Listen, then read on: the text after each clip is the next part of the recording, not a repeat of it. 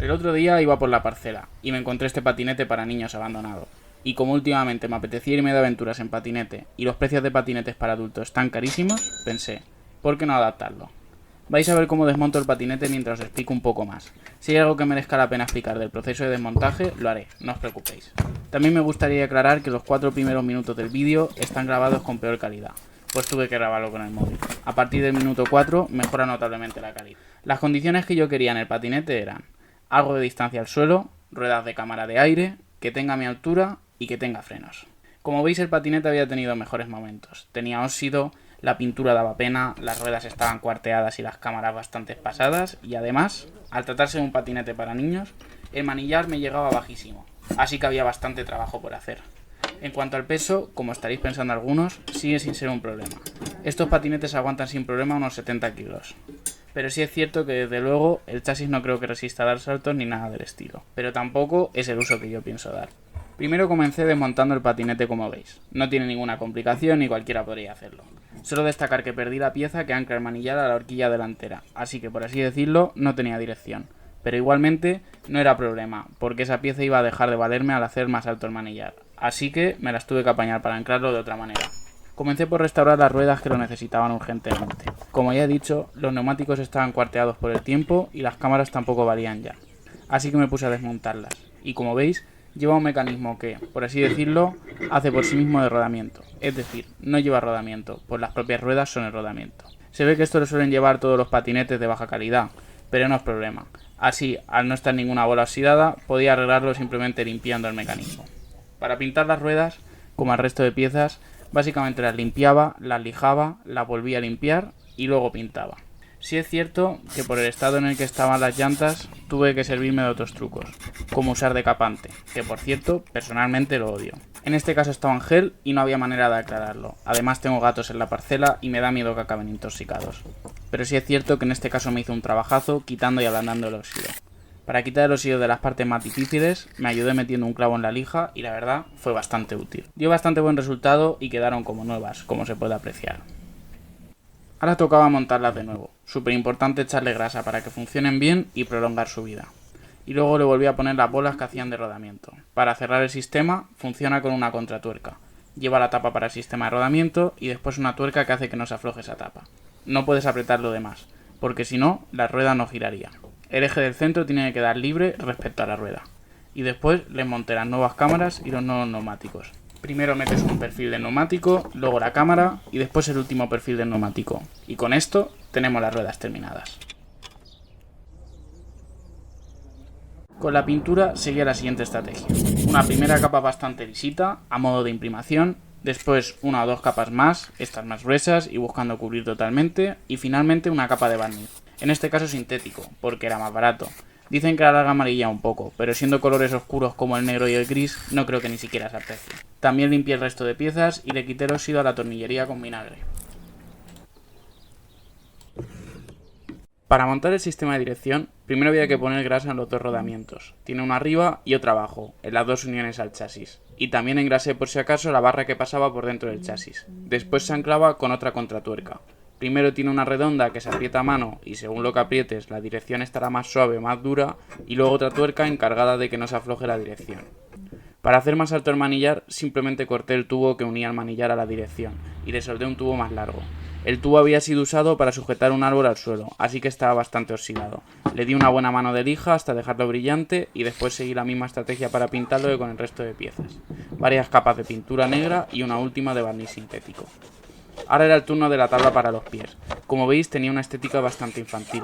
Pensé en ponerle una tabla de madera como base, pero sinceramente vi que iba a quedar peor e iba a dar peor resultado que simplemente limpiando la tabla que llevaba originalmente y dándole una mano de pintura negra.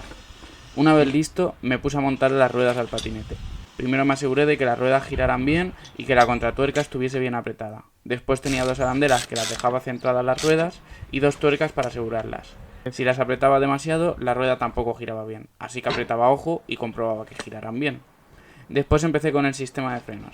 Simplemente monté la estructura principal de ambos y la intenté dejar lo más centrada posible, aunque más tarde tenía que ajustarlos bien para que me ofreciese buena frenada. Empecé a montar la tabla para los pies, ya bien pintada y barnizada, y la verdad empezaba a dejar de parecer un patinete para niños.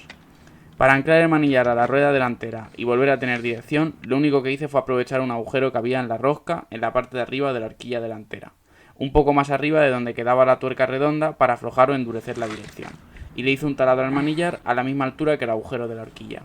De esta manera, al pasar un clavo o cualquier cosa que se adaptase al agujero de la horquilla y el manillar, ya volvía a tener una dirección totalmente asegurada y bien fijada.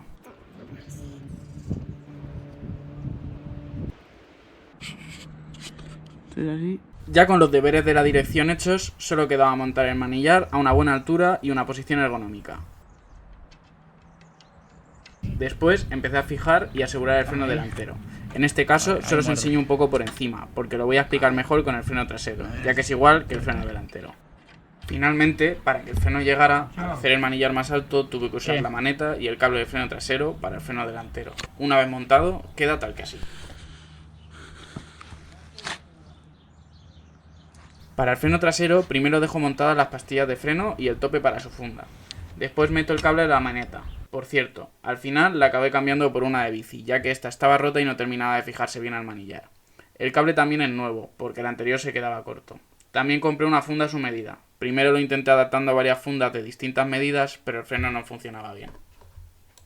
Adaptar el freno básicamente consiste en regular a qué altura pillas el cable con el prisionero que lleva. Vas abriendo y cerrando las pastillas, lo que hace que el cable quede a una altura u otra del prisionero, y así vas buscando dejarlo a la altura correcta, con una separación para que las pastillas no rocen sin frenar y que al frenar hagan suficiente presión sobre la rueda como para frenarte. Como todo en la vida, consiste en buscar un equilibrio. Yo tuve varios problemas y el freno no me terminaba de ir bien, así que decidí desmontarlo hasta que me di cuenta que el muelle que hacía que las pastillas volviesen a su lugar se había salido de su alojamiento, así que, al volver a montarlo, el problema estaba solucionado. También puse una arandela entre la pletina del freno y otra, para que así tuvieran algo más de separación, ya que el muelle que hacía que volviese a veces dejaba bloqueado el sistema, porque se quedaba pillado entre una pletina y otra. Al separarlas un poco más con una arandela, este problema quedaba solucionado también. Finalmente, para terminar de montarlo, el cable no se me paraba de salir del prisionero, y esto es porque la funda que compré venía muy justo a su medida.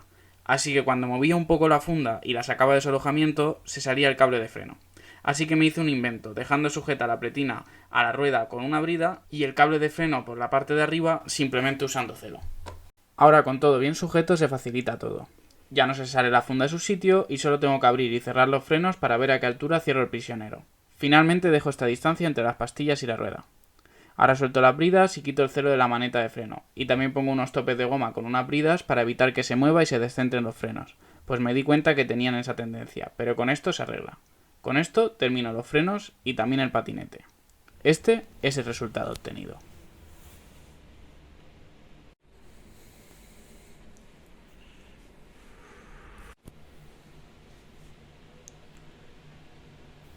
Sobre cuánto me ha costado, la verdad bastante barato.